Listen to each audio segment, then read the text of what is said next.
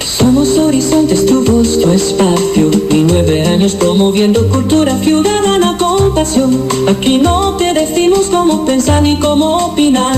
Tu libertad es nuestra razón de ser.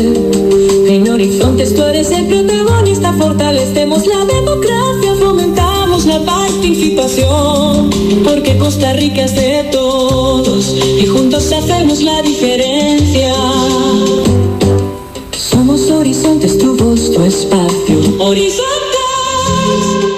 En Costa Rica, más del 90% de la población solo abre el tubo y tiene agua potable. Pero en el mundo, más de 2.000 millones de personas arriesgan su vida para conseguirla, muchas veces contaminada. Si no la cuidamos, también podríamos enfrentar esa escasez. Usémosla con conciencia. Nuestra agua es pura vida y tan valiosa como Costa Rica. Un mensaje del Instituto Costarricense de Acueductos y Alcantarillados. Evita preocuparte por tu salud y la de tus seres queridos. Emergencias Médicas te brinda telemedicina, médico a domicilio, atención de emergencias, traslados a citas y mucho más. Conoce nuestros servicios en emergenciasmedicas.com. Afíliate al 2290-4444. Emergencias Médicas, un médico a tu lado. WhatsApp, programa Horizontes, 83 41 41 42. Envíenos sus comentarios, noticias, audios y videos al WhatsApp, programa Horizontes, 83 41 41 42.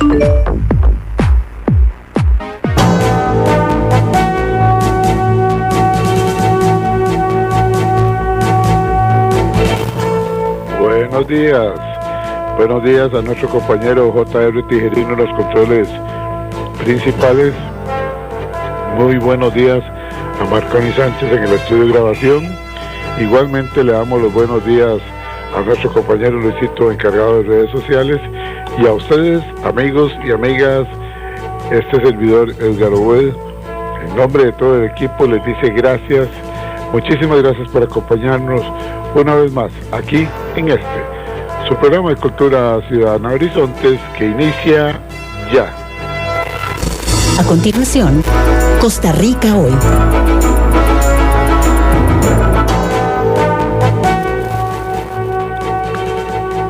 Gracias amigos, gracias amigas por acompañarnos en esta hora de Democracia Radial, como es Horizontes, su programa de Cultura Ciudadana. Un programa que nació hace más de 20 años con la única finalidad de que ustedes y nosotros tengamos la oportunidad de compartir temas nacionales e internacionales.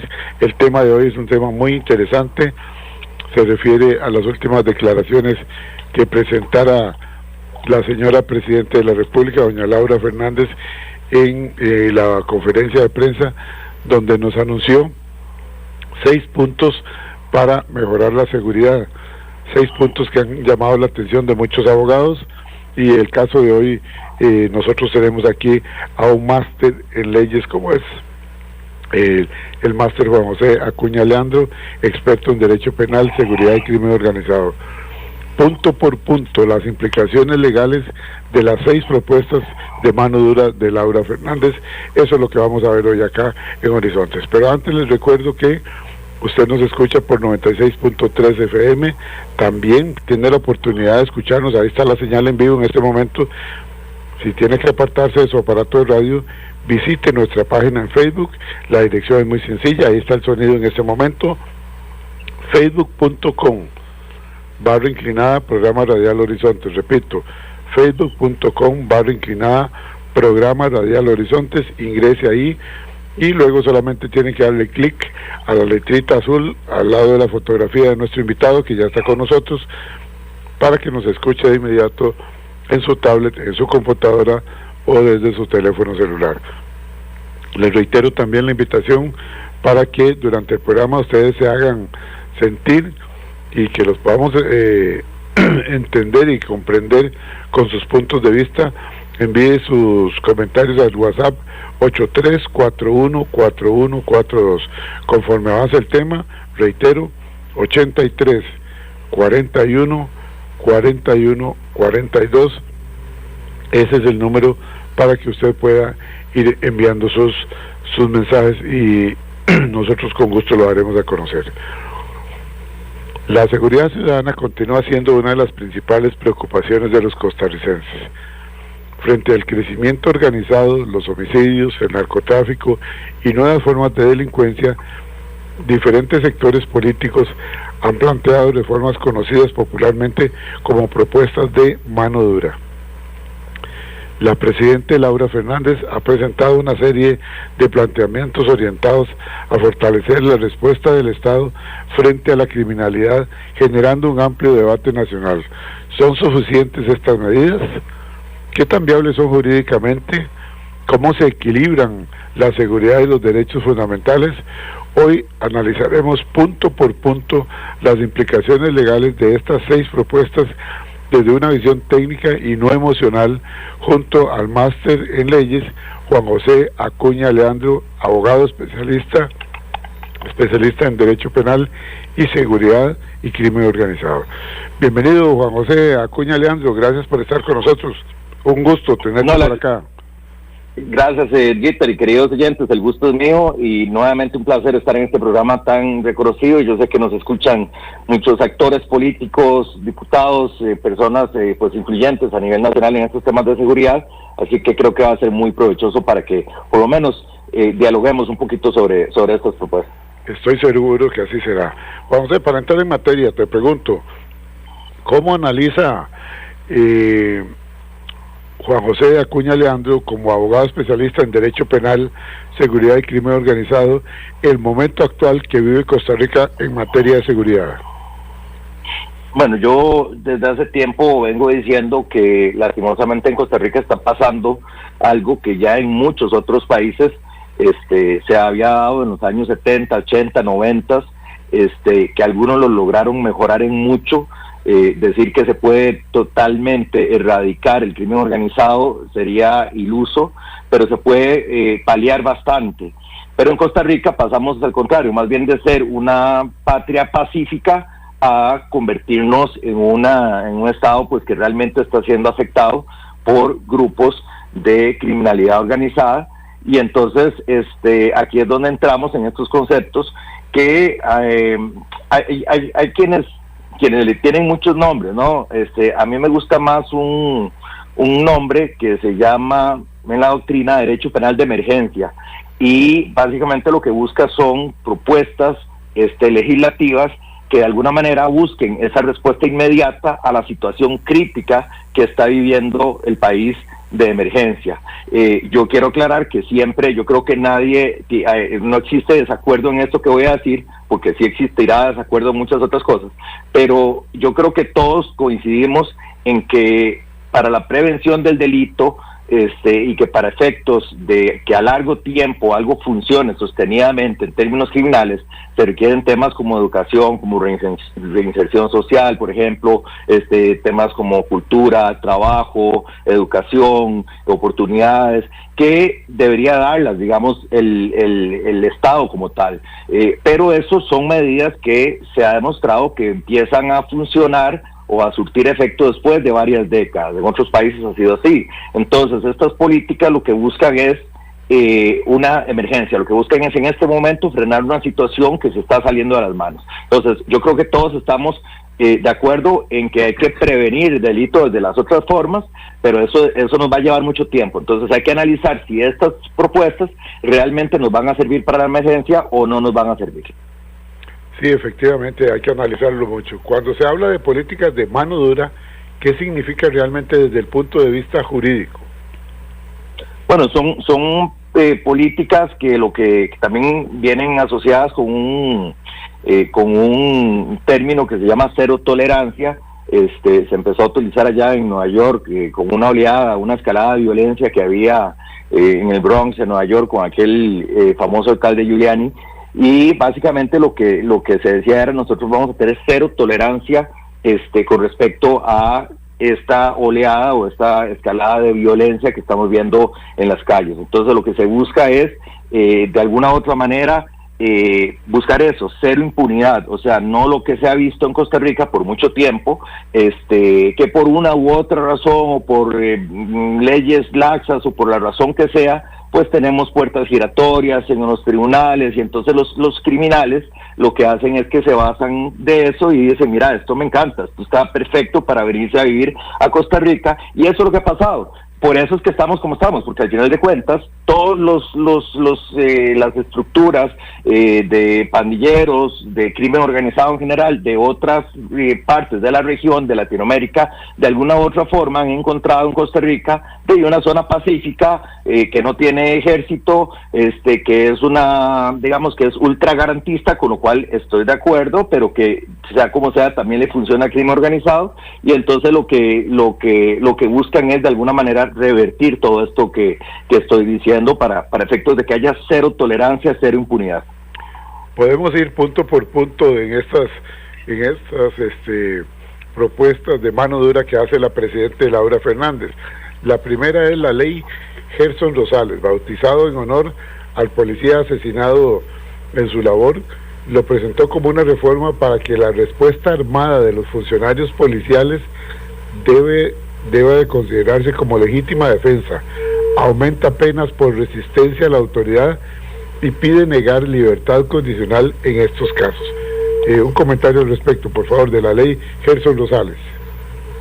Gracias. Lo primero que me gustaría empezar diciendo son dos cosas. Primero que todo, que yo no tengo una denominación política, es decir, yo no estoy ni a favor del gobierno ni en contra del gobierno, no estoy en política, no soy ningún tipo de funcionario de ningún tipo, entonces realmente mi único color político es el de Costa Rica. Entonces quiero aclarar eso, porque hay gente que dice, es que usted es pro tal o pro el otro. No, yo soy pro Costa Rica y eso es lo único que soy. Y lo segundo que quiero aclarar también es que yo, los que me conocen ya desde hace varios años en medios, saben que yo no soy la persona que va a venir a decir, como lo he escuchado de muchos abogados, de que prácticamente todo está bien, que no hay que hacer nada y que el sistema prácticamente dejémoslo quedito como está porque ya funciona. Yo esa tesis en mí jamás la vas a escuchar. Yo sí apoyo las políticas de mano dura, me han criticado por eso, porque es todo un tema pues que de alguna manera es satanizado en Costa Rica, pero eso sí, yo no creo en que haya que caer en cuestiones que son técnicamente deficientes y que finalmente en la Asamblea Legislativa se van a quedar ahí como buenas intenciones. Al final son propuestas bien intencionadas, pero son técnicamente deficientes. Entonces nada más quiero hacer esas dos aclaraciones, porque no soy yo el abogado que va a venir a decir que todo está perfecto. Yo sí parto de la premisa de que tenemos que cambiar todo el sistema en una emergencia como la que estamos, pero no en términos simplemente de llegar y mandar un papel ahí a lo que caiga a la Asamblea Legislativa, porque eso definitivamente no. Mira, a mí esto de la ley esta de Gerson Rosales me parece que tiene una buena intención, porque lo que busca es dotar a los policías justamente de herramientas funcionales para efectos de combatir algo tan grave y tan serio como es el crimen organizado. Lo que pasa es que en la forma en la que está planteado se prestaría para miles de horrores prácticos que veríamos en la calle. O sea, establecer una presunción de legítima defensa contra todo aquel cuerpo policial, llámese fuerza pública, policía municipal, prácticamente policía de tránsito también, cualquier tipo de policía, cuerpo policial en cualquier tipo de circunstancia. Entonces te estás mezclando papas con chayotes. Te lo voy a explicar. Una cosa es la macrocriminalidad y otra cosa es la microcriminalidad. También le llaman en algunos otros lugares delincuencia de alta lesividad o de baja lesividad. Entonces, esto yo te daría la razón, digamos, yo estaría de acuerdo en que efectivamente se podría de alguna manera indicar que en aquellas operaciones tácticas en las que se esté demostrado que la policía o el cuerpo policial actuó contra delincuentes de crimen organizado, que mediante las agresiones ilegítimas utilizaron armas automáticas, por ejemplo, que son armas prohibidas por ley en Costa Rica, como AK-47, que son las que usan el crimen organizado. Entonces yo te podría decir que en esos casos estaría bien presentar una presunción, digamos, de legítima defensa para aquellos policías que se defiendan ante esos ataques. Pero que vos me vengas a decir que eso lo vamos a aplicar en todo el país para situaciones menores, para situaciones donde se podría prestar desde un pequeño altercado que se dio en un bar, o a raíz de una serie de, no sé, de temas, qué sé yo, de violencia doméstica, o a raíz de un tema... Si lo permitís, Juan José, hay un caso, sí, claro, que fue, es más, quedó el video, realmente, un sujeto que iba a ser detenido porque tenía orden de detención por un asunto de pensión alimentaria, que digámoslo, no es un crimen como un asesino o una cosa así por el estilo. Sí, no es un delito, digamos. El sujeto se asusta, va tratando de huir y le disparan por la espalda. Realmente uno se queda asustado y uno dice, Dios mío, ¿pero qué le pasó a estos policías? ¿Cómo se les ocurre dispararle por la espalda donde no hay ninguna legítima defensa, que es lo que se puede argumentar en algún caso, que estuviera en riesgo la integridad de ellos, y le disparan simplemente casi que por deporte por la espalda a una persona que iba huyendo por un asunto de pensión alimentaria? Eso es peligrosísimo.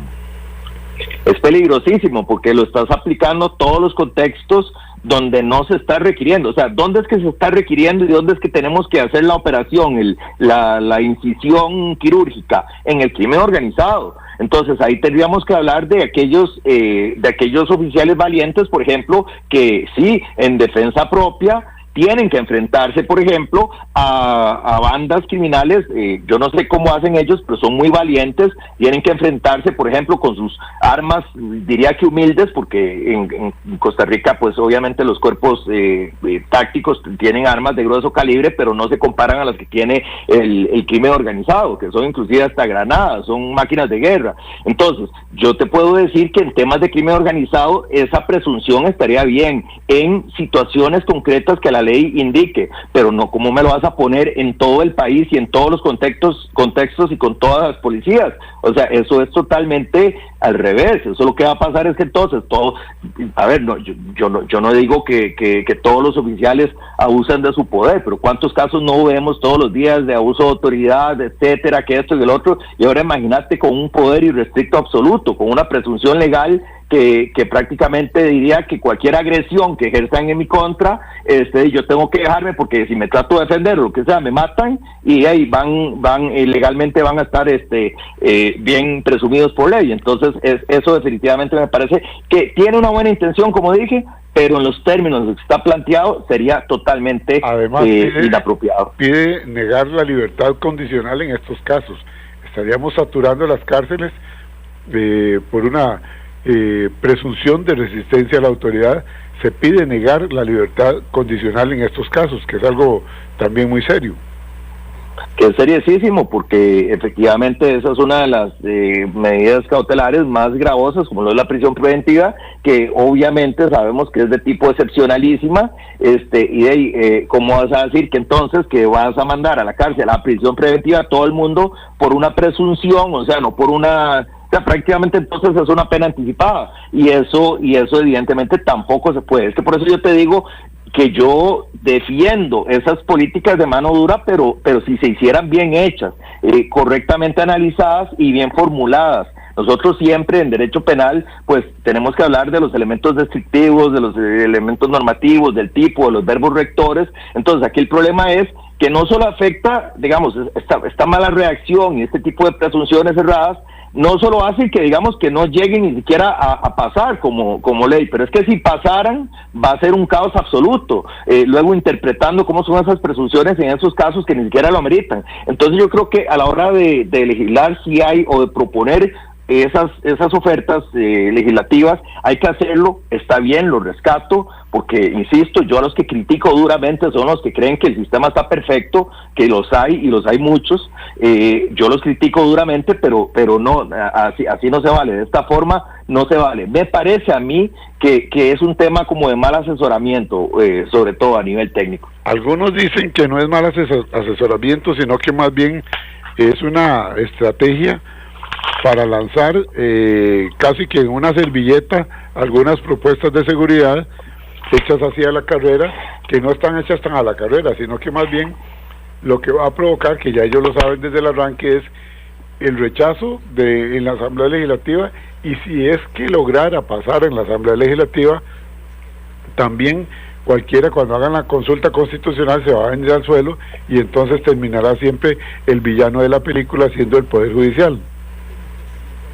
Sí, esta es una hipótesis que yo he escuchado. Lo que pasa es que a mí me parece que en tiempos de emergencia como los que estamos viviendo, en tiempos de guerra literalmente, porque nosotros estamos en guerra, en tiempos de sangre, de catástrofe, pues lanzar simplemente por lanzar, sabiendo que algo eventualmente no va a pegar, pero simplemente lanzarlo para luego decir ustedes son los que tienen la culpa, eso a mí me parece bizarro en los términos en los que estamos viviendo.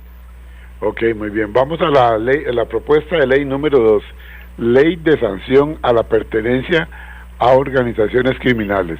La presidenta en este punto aseguró que las sanciones por pertenecer a una organización criminal son muy bajas y con ejecuciones condicionales, por lo que se promueve una sanción de cárcel de 1 a 6 años, que se podría agravar, oígase bien, de 6 a 20 años en casos como terrorismo, narcotráfico, crimen organizado, secuestro extorsivo y trata de personas. Colegas suyos, y vamos a ver tu opinión, Juan José Acuña Leandro, como experto en Derecho Penal, Seguridad y Crimen Organizado, algunos colegas tuyos dicen que bueno, pero ya esta ley existe, entonces ¿de qué estamos hablando ahí? ¿Estamos reiterando lo que ya existe o estamos tratando de descomponer lo que existe? ¿Cuál es tu opinión? Bueno, yo siempre he creído, y lo he dicho en múltiples ocasiones, que el problema, la solución a este tipo de cuestiones no es de aumentar penas de cárceles, porque eso realmente no funciona tanto, eso yo lo debo admitir. Lo que yo siempre he dicho, que en Costa Rica ha fallado la normativa, es el hecho de que las penas no se cumplan. Son cosas distintas. O sea, aquí no estamos hablando si es un año o si son 100 años, o si son 500 años, estoy exagerando obviamente. Lo que se trata es de que si te condenan, que esa condena se cumpla, se materialice, porque bien sabemos que en Costa Rica, y en eso sí tengo que decir, hay muchísimos beneficios que se le dan a personas que no se le debieran dar. Entonces, lo que en otros países se conocería, por ejemplo en España hay una ley que se llama Ley de Efectivo Cumplimiento de la Pena, que no es lo mismo que la ley de ejecución de la pena que se está buscando en Costa Rica, que ni siquiera tenemos. O sea, no solo no tenemos ley de ejecución de la pena, sino que además no tenemos una ley de efectivo cumplimiento de la pena, que lo que busca es que se cumpla la pena. O sea, que si a vos te condenan X tiempo a la cárcel, que vayas a la cárcel, esa efectividad, no que simple y sencillamente te ponen un monto que sea y a los 2, 3, 4 años estás pidiendo permisos. Ese tema, digamos, pues sí, ya nosotros lo tenemos en el tipo penal de asociación ilícita, que es el artículo 281, que dice que será reprimido con prisión de 1 a 6 años a quien forme parte de una asociación, 2 o más personas para cometer delitos por el solo hecho de ser miembro de la asociación. Tal vez yo creo que ahí lo que se está tratando de implementar es una especie, digamos, de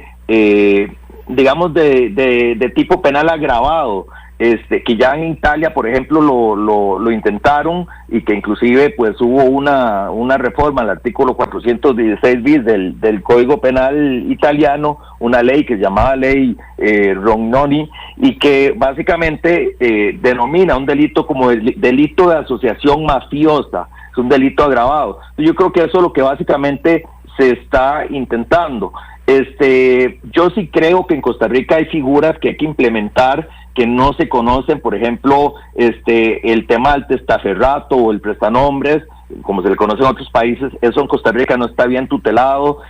Sí creo que hay cosas que en ese sentido se pueden mejorar, pero básicamente eso es algo que ya existe. Digamos que no, que con esto no es que ya logramos la pomada canaria en cuanto a la reducción del crimen organizado, porque insisto, al final de cuentas elevar penas no es la solución. Si yo te digo a vos, Edgar, querido amigo, vos qué preferís, un año de cárcel que de verdad lo cumplas, o 100 años de mentiras de cárcel. Y yo prefiero los 100 años que son de mentira versus el año que sí voy a cumplir, y ese es el problema, que en Costa Rica en eso sí hemos sido muy permisivos, pero eso me parece que no está, o sea, es algo que ya tenemos, pero no sé si lo que se quiere acercar es a esta ley antimafia, digamos, que se genera en Italia, a raíz de todas las mafias, ¿no?, que operaban en Italia, que inclusive se esparcieron a lo largo del mundo, que han sido las más poderosas del mundo inclusive, y que Italia ha tenido medidas de emergencia como estas que se quieren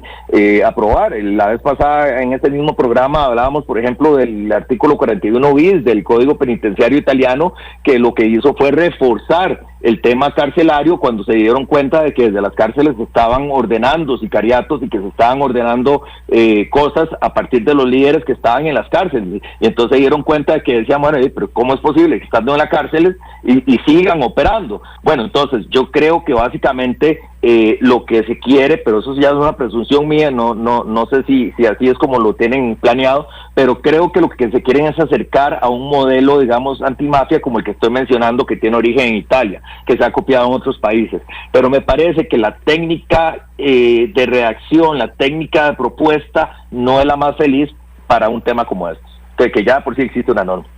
Sí, claro, ya existe una norma. Vamos a la propuesta número 3. La propuesta número 3 de estas 6 proyectos de ley de la señora Presidente dice: ley de mano firme contra la reincidencia delictiva. Aquí la Presidente Laura Fernández afirma que no se debe juzgar de igual manera a quien comete un solo delito que a alguien que hace del crimen su forma de vida, por lo que se pedirá la reforma para impedir que los jueces liberen personas sentenciadas por temas de arraigo laboral o familiar y crear categorías de reincidencia para aumentar las sanciones en esos casos, como serían reincidencia simple, reincidencia calificada, reincidencia habitual y residencia profesional, pero no nos dice cuáles son las condiciones en cada uno de estos casos. ¿Cuál es la opinión al respecto de Juan José Acuña? Sí, a mí me parece que esto en Costa Rica se le ha acuñado con este término de puertas giratorias, ¿no? Y ese es el famoso término de que entran a los tribunales y no ha pasado ni siquiera 4 horas y ya están en libertad, y luego 4 horas después vuelven otra vez a pasar y luego otra vez están afuera y bueno, y al final entonces la gente dice, bueno, pero ¿y entonces dónde es que está la justicia? A eso sumémosle también que la gente normalmente no denuncia porque justamente no cree en el sistema judicial, por un tema que va de la mano también con la mora judicial, que eso sí me parece a mí gravísimo, y entonces como la gente no denuncia, entonces pues también al no haber una denuncia, entonces hay una limitante para las autoridades para la persecución penal, y entonces al final van entrando y van saliendo. Es más fácil cuando una persona, por ejemplo, ya tiene una condena en firme, ya eso es distinto. Lo que pasa es que aquí yo creo que va enfocado desde el punto de vista de cuando es una persona que le cobija todavía la presunción de inocencia, porque es una persona que sigue siendo inocente, pero que no se le llega a condenar justamente por eso. Entonces, sí me parece que hay que tomar medidas al respecto. Sí he dicho, digamos, que esto es un tema que se puede de alguna manera, en esta yo le diría, digamos, algún tipo de viabilidad, porque en esto sí habría que trabajar de la mano para que la justicia sea efectiva. En otros países que son los que yo me decanto por estudiar y que he estudiado por más de 20 años, sí existen, digamos, formas mediante las cuales se tutela mediante ordenamientos jurídicos que ya ciertas, lo que nosotros le llamaríamos pasadas por un mismo delito en un cierto tiempo, en un cierto determinado tiempo, no es que ya automáticamente entonces vas a condenar a la persona a la quinta pasada o la sexta o la séptima simplemente porque ha sido pasado varias veces. No es como funciona así en otros países, pero ya digamos que esa persona, para efectos propiamente indiciarios, ya se podría analizar como eso, como un indicio, no como una prueba plena, pero como un indicio para efectos de, ahora sí, eventualmente un juzgamiento que ya se le pueda realizar con base a otras probanzas, ¿no? Pero por lo menos a nivel indiciario. Así lo manejan en otros países y ha funcionado. pero es un tema que tiene cierto roce con el principio de inocencia, que es obviamente un tema constitucional y convencional, y entonces si se quiere intentar esa parte, pues entonces yo lo haría de una forma en la que no, mira, con solo la reacción vos sabes si algo puede tener viabilidad constitucional o no. Puedes decir lo mismo de otra forma y puede que tenga más viabilidad constitucional que si lo estás planteando de otra forma en la que a simple vista no va a tener esa viabilidad.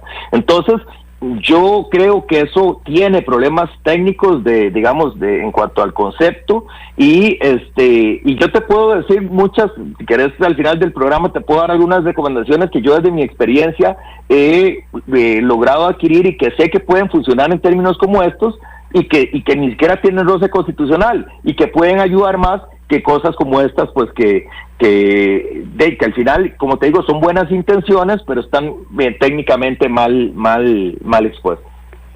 Totalmente de acuerdo. Vamos a ir nosotros a la cabina central, una pausa de mitad del programa aquí en Horizontes, y regresamos nuevamente con los comentarios que ustedes nos están enviando a través del WhatsApp 83414142, repito, 83414142, con el tema de hoy, punto por punto, las implicaciones legales de las 6 propuestas de mano dura de la presidenta Laura Fernández. Retornamos. En Costa Rica, 1,000 litros de agua potable cuestan un poco más de 400 colones, menos de lo que pagamos por un café. En países como España o Jamaica, esos 1,000 litros cuestan hasta 4 veces más. Hágale números. El agua aquí es segura y accesible, pero si no la cuidamos, puede dejar de serlo. Pura vida es cuidar nuestra agua antes de que sea un lujo. Nuestra agua es pura vida y tan valiosa como Costa Rica. Un mensaje del Instituto Costarricense de Acueductos y Alcantarillados. Y a esta hora, actuamos o hablamos con Carlos Monge. Si hablamos de talentos, los hay tan variados como tipos de personas, porque un talento es una capacidad del individuo para el desempeño de algo. Obvio que está asociado a la habilidad innata y a la creación, pero en cada sociedad se tiende a premiar o estimular a algunos en especial. Por eso hablamos de grandes ajedrecistas rusos, o de la danza del vientre del Medio Oriente, de los caballistas del rodeo texano, por ejemplo. A mí personalmente me parece una buena práctica el que una sociedad estimule a quienes pueden ser sobresalientes con un talento determinado. Me gusta ver los programas de Got Talent, es decir, los que buscan quién tiene talento, que se encuentran en internet, porque ahí lo mismo participa alguien que canta con uno que hace magia o malabares, o se destaca con algún instrumento musical. En fin, gente de diverso origen social que demuestra su talento ante un auditorio y un jurado. Dolorosamente parece que nuestro medio, en vez de ayudar al desarrollo del talento, lo ahoga muchas veces en manos del bullying. El concurso de talentos debiera ser parte obligada del calendario escolar, con competencia cantonal, provincial y nacional, a la que lleguen los mejores.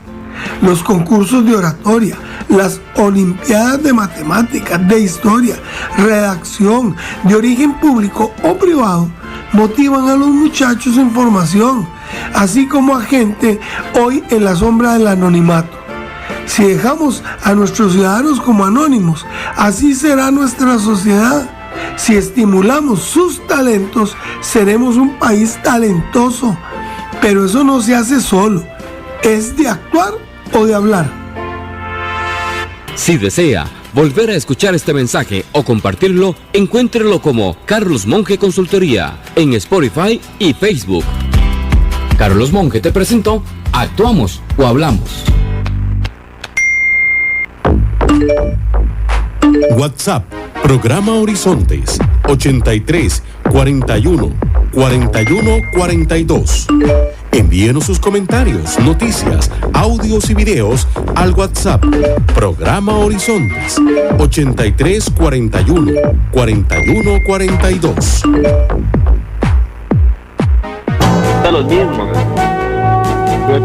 Retornamos a Horizonte, su programa de Cultura Ciudadana, agradecidos por la gran cantidad de personas que están participando a través de la línea de WhatsApp 83-41-4142, 83-41-41-42. Un saludo para el doctor en leyes Walter Rubén Hernández Juárez, deseándole que se recupere pronto de la pequeña cirugía que se le hizo hace unos días, y ojalá que esté nuevamente de pilas bien puestas.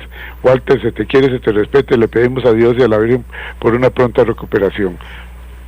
Dice por acá el licenciado Oscar Calvo: una sociedad más segura no se construye únicamente con más leyes o más vigilancia, sino con ciudadanos formados en valores, principios y capaces de distinguir entre lo correcto y lo conveniente, entre el poder y la justicia, entre imponer y dialogar.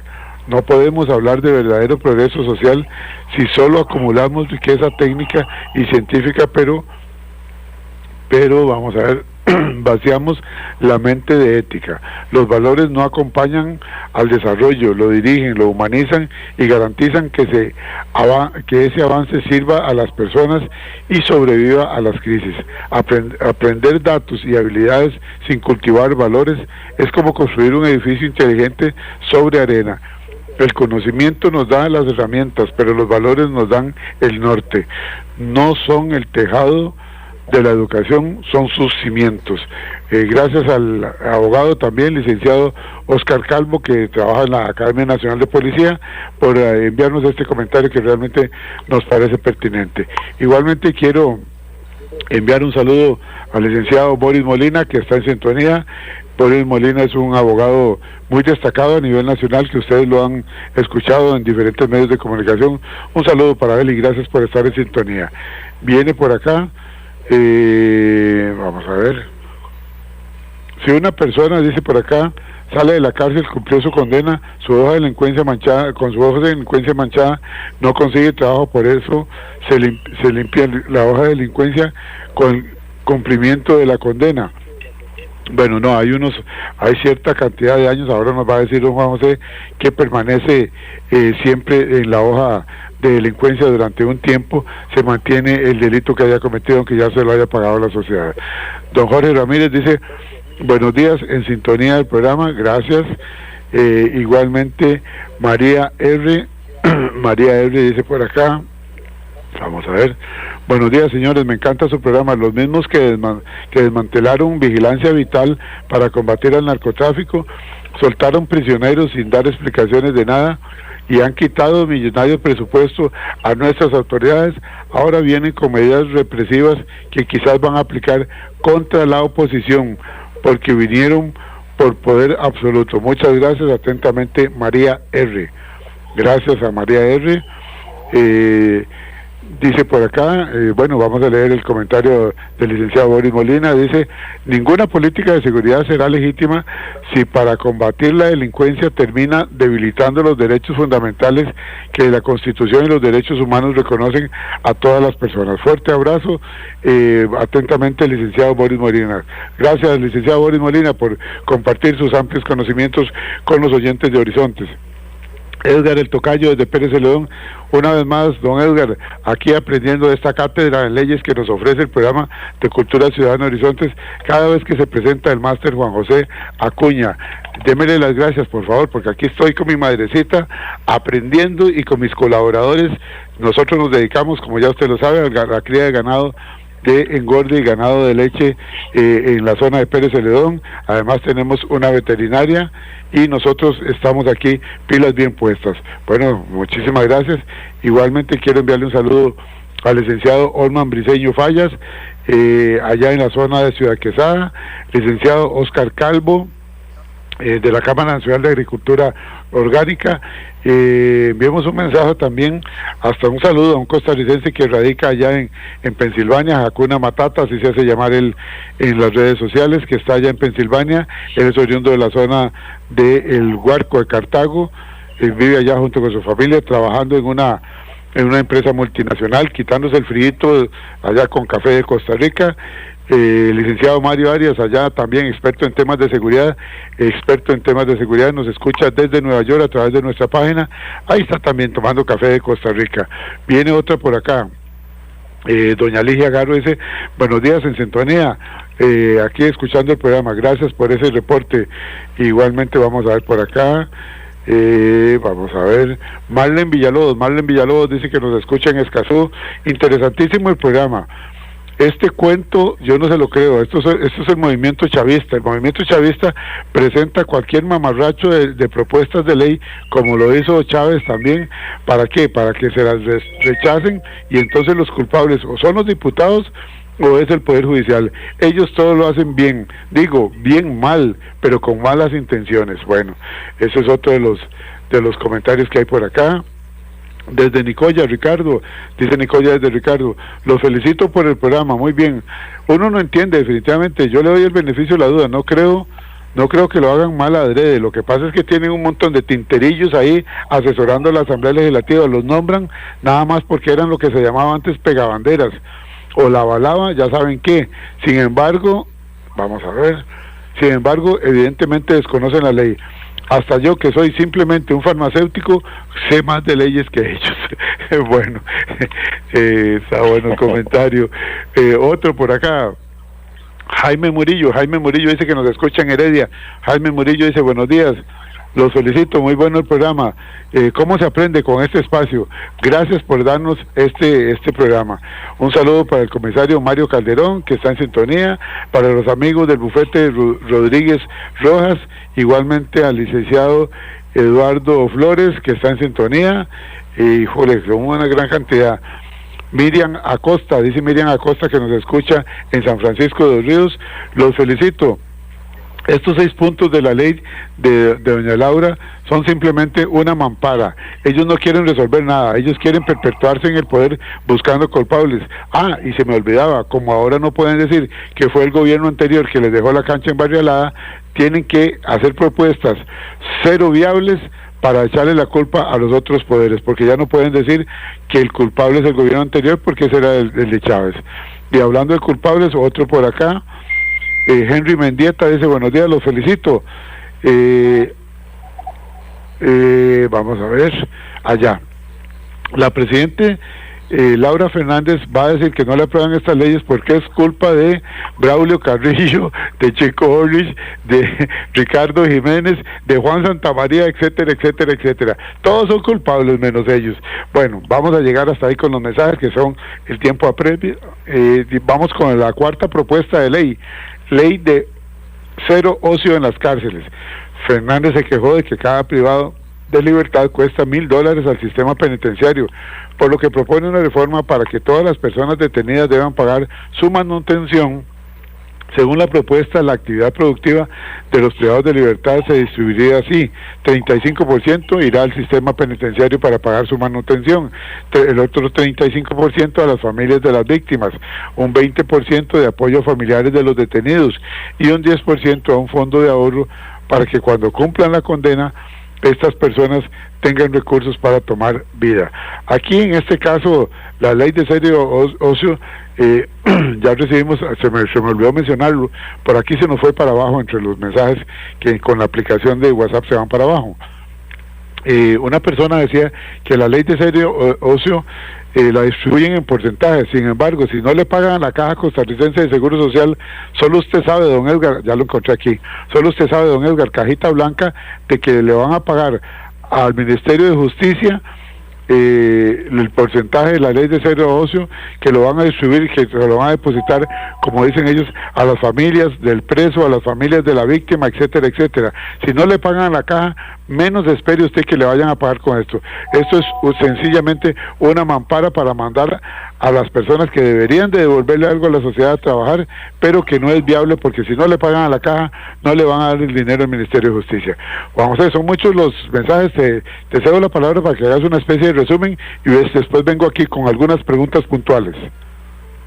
Bueno, muchas gracias a todos los comentarios, a todas las personas que por tan lindos comentarios, a todos, al de la zona sur de Presa León, en Heredia, en todos lados. Gracias a mi querido amigo Boritos Molina, quien aprecio muchísimo. Vieran los debates que hemos tenido en televisión, pero ha sido una cosa, nos hemos agarrado, pero terminamos, somos muy buenos amigos, y él es uno de los convencionalistas y constitucionalistas más grandes que creo que tiene Costa Rica. De hecho, es conocido como como el padre de la fecundación in vitro en Costa Rica. Fue premiado por el Colegio de Abogados, lo premió como abogado distinguido del año, ¿verdad? También. Y no solo eso, tiene otro premio a nivel continental, es decir, a nivel del continente americano, como mejor abogado del continente. Maravilloso. Así que mis respetos y saludos para mi querido Boritos.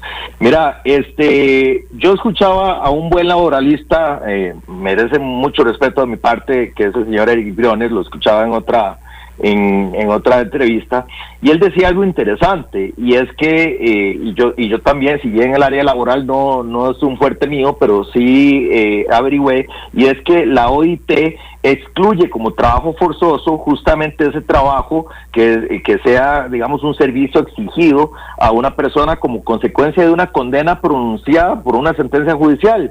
Eso sí, obviamente siempre que se realice bajo la vigilancia y el control de una autoridad pública, y que la persona no sea, digamos, cedida a particulares o empresas privadas, porque ya ahí estaríamos, digamos, ante figuras de trabajo forzoso prohibido. Entonces aquí yo quiero hacer una distinción entre lo que es un trabajo forzoso prohibido, como por ejemplo, que evidentemente no se podría, sería inconstitucional, como por ejemplo la esclavitud, el trabajo bajo amenaza, la servidumbre, explotación laboral, etcétera, trabajo sin remuneración, por ejemplo. Pero vos sabés, Edgar, y queridos oyentes, que hay ciertos trabajos que depende del país, son obligatorios y no son considerados forzosos. Te voy a poner 2 ejemplos. Los países que tienen ejércitos a vos te mandan al servicio militar obligatorio y vos no puedes decir no, o sea, tenés que ir. No estoy diciendo que eso esté bien o mal, estoy diciendo simplemente que en algunos lugares funciona así. Es más, vamos a otro ejemplo. Vos sabés cómo funciona el tema de jurados en Estados Unidos. Vos sabés que quienes juzgan al final en un proceso penal en Estados Unidos no es el juez dicta la sentencia, pero quien define si es culpable o no es un jurado. Yo con eso no estoy de acuerdo, dicho sea de paso, porque hay quienes creen que porque yo felicito algunas cosas del sistema norteamericano, pero no es que esté de acuerdo en todo. Entonces, a vos te llegan y te dicen, Guitar, tenés que participar como jurado en un mes con respecto a tal cuestión, tenés que hacerlo, porque son ciudadanos común y corrientes, que lo que se busca es eso, que sean justamente personas común y corrientes, y tenés que hacerlo. Ahora, te voy a poner otro ejemplo. Si a mí, mediante una sentencia, me condenan, por ejemplo, a hacer una limpieza de un parque, un trabajo comunal, por ejemplo, yo tengo que cumplirlo, y eso no sería un trabajo forzoso. Entonces, se ha considerado, y esto es lo interesante, que en otros países que trabajos penitenciarios que sean derivados de una condena judicial, en principio no sería trabajo forzoso, y en principio no sería, digamos, no tendría, o si tiene ese roce constitucional, podría superar ese estadio. Pero volvemos a lo mismo, pero es que ¿en qué términos? ¿Cuándo? ¿Dónde? Como decían por ahí, pagándole a la caja, ¿qué porcentaje? O sea, porque esto de alguna manera tiene cierta lógica, y no es la lógica, digamos, que mucha gente quiera hacer ver de que es ponerlos a trabajar por ponerlos a trabajar. Es que de esta forma, por ejemplo, se le puede hacer un fondo al sujeto para que cuando salga en libertad salga con un buen ahorro, porque si no, ¿cómo se va a reinsertar si ni siquiera tiene plata? Ahora, también es una forma para resarcir a las víctimas, porque en este país el artículo 38 de la Constitución Política dice que nadie va a la cárcel por deudas, y una condena sería una deuda. Entonces, sería una buena, o sea, en otras palabras, hay víctimas que simple y sencillamente, aunque en la teoría hayan sido beneficiadas a través de una acción civil resarcitoria, a pagar, a que les paguen 100 millones de colones, pero en la práctica no se ejecuta porque la persona no tiene con qué pagar, el imputado, el que está descontando de prisión. Entonces esto es una buena fórmula para resarcir a esas víctimas. Y también, por ejemplo, aquellos que tienen hijos, que tienen que pagar pensión alimentaria, entonces no hay que verlo solo como un castigo, como es un doble castigo. No, hay que verlo, digamos, este tema me parece interesante, me parece que yo en principio lo vería viable, pero el tema y en mi común denominador con estas 6 propuestas es que no están bien redactadas. Pareciera que efectivamente es como que agarran a alguien que no es experto en esto, alguien que tal vez es un asesor, que no tiene la experiencia, a lo mucho tal vez es abogado, pero no conoce bien de esto, vienen, lo redactan y así lo mandan. Y es que eso me parece muy mal. Eddie Quiroz tiene una teoría, nos envía aquí Eddie Quiroz, dice, don Edgar, ¿para qué buscan si son tinterillos o no tinterillos los que hicieron estas propuestas? No, esto dice Eddie Quiroz, es la opinión de Eddie Quiroz. Esto es de un estratega en comunicación como es Pilar Cisneros, que no es abogada, pero sí es una experta en comunicación. Doña Pilar tiene que haberles dicho, presenten estos 6 puntos, nos va a dar mucha imagen y nunca van a pasar. De todas maneras, eso no es lo que nos interesa. Bueno, eso es lo que dice Eddie, ok. El licenciado Marvin Herrera Araya, exministro de Educación de nuestro país, dice, lo saludamos y saludamos a su esposa también, don Edgar, otra excelente cátedra de su aula de cultura ciudadana en la voz calificada del especialista invitado. En el chavismo la prioridad no es lo punitivo, pero la inversión social como estrategia de prevención de patologías sociales está lamentablemente muy lejos de sus prioridades, dice. Ok, David Francisco Arrieta nos envió un mensaje de audio que no podemos escuchar porque estamos al aire. Si nos envía un mensaje de texto y si nos alcanza el tiempo, con gusto lo podemos compartir. Viene otro por acá, el doctor en Derecho Walter Rubén Hernández Juárez, que me alegra mucho que esté recuperándose. Dice, muchas gracias, Edgar, saludos a Juan José. Aquí vamos, solo para adelante, y gracias al Señor y a la Virgen, ok.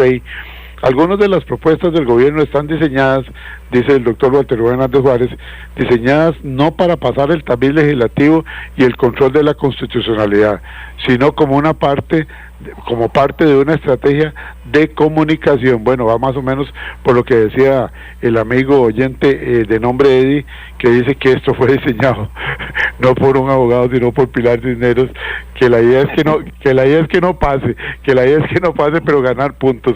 Nos quedan 2 minutos para que hagas comentario, José.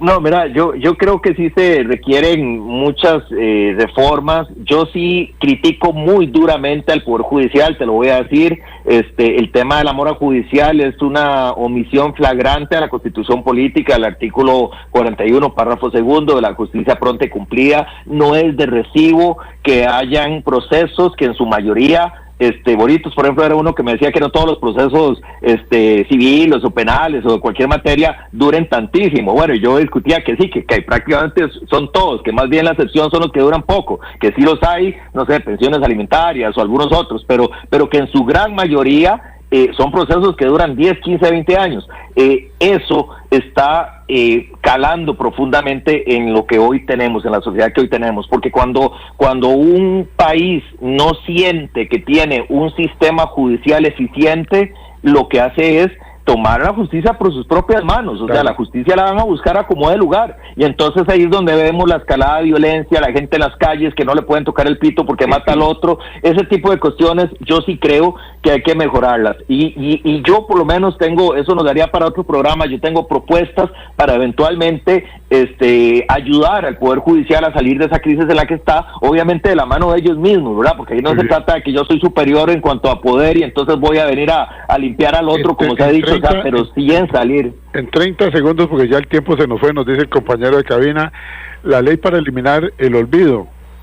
Estamos hablando de aumentar de 5 a 15 años que permanezca en la hoja de delincuencia manchada, como se dice popularmente. En 30 segundos, pues ya se nos fue el tiempo. No, en 30 segundos te diría que eso no se puede, sí tiene que haber un derecho al olvido, que en otros países depende de la severidad del delito, y también habría que hacer una distinción entre lo que es la hoja de delincuencia, que es para fines laborales, por ejemplo, y para efectos, digamos, ya judiciales, que es distinto, que son ya, digamos, clasificaciones más privadas que no son públicas. Esas distinciones es como lo manejan otros países y habría que hacer esa distinción que por lo visto no veo que se haga. Muy bien, nosotros amigos compartimos con ustedes y con nuestro invitado el máster en leyes, Juan José Acuña Leandro, experto en derecho penal, nuestra reflexión final. La seguridad ciudadana representa uno de los mayores desafíos de nuestra época. La lucha contra el crimen organizado requiere firmeza, valentía y decisiones oportunas, pero también inteligencia, respeto a la ley y fortalecimiento institucional. Las políticas de mano dura generan esperanza en algunos sectores y preocupación en otros. Por eso, más allá de los discursos, cada propuesta debe analizarse con responsabilidad jurídica, valorando sus efectos reales sobre la seguridad y sobre nuestro Estado de Derecho, porque una democracia fuerte no debe escoger entre la seguridad y libertad, debe construir un camino donde ambas puedan coexistir. Muchísimas gracias, Juan José, agradecido con tu participación y con los miles de oyentes de Horizonte. Gracias, Juan José. Gracias a ustedes también, a la orden siempre. Gracias, amigos, este programa completito lo pueden descargar ustedes de nuestras redes sociales, están como Programa Radial Horizontes, en YouTube, en Spotify y nuestra página de Facebook, Programa Radial Horizontes. Suscríbase a nuestro canal en WhatsApp, estamos como Programa Horizontes, suscríbase, que es gratis, en el programa Horizontes en WhatsApp. Buenos días, feliz fin de semana para todos, que Dios y la Virgen los acompañe a ustedes y a todo su hogar. Gracias. En Costa Rica, más del 90% de la población solo abre el tubo y tiene agua potable. Pero en el mundo, más de 2.000 millones de personas arriesgan su vida para conseguirla, muchas veces contaminada. Si no la cuidamos, también podríamos enfrentar esa escasez. Usémosla con conciencia. Nuestra agua es pura vida y tan valiosa como Costa Rica. Un mensaje del Instituto Costarricense de Acueductos y Alcantarillados. Evita preocuparte por tu salud y la de tus seres queridos. Emergencias Médicas te brinda telemedicina, médico a domicilio, atención de emergencias, traslados a citas y mucho más. Conoce nuestros servicios en emergenciasmedicas.com. Afíliate al 2290-4444. Emergencias Médicas, un médico a tu lado. Somos Horizontes, tu voz, tu espacio, y 9 años promoviendo cultura ciudadana con pasión. Aquí no te decimos cómo pensar ni cómo opinar, tu libertad es nuestra razón de ser. En Horizontes tú eres el protagonista, fortalecemos la democracia, fomentamos la participación, porque Costa Rica es de todos y juntos hacemos la diferencia. Somos Horizontes, tu voz, tu espacio. Horizonte.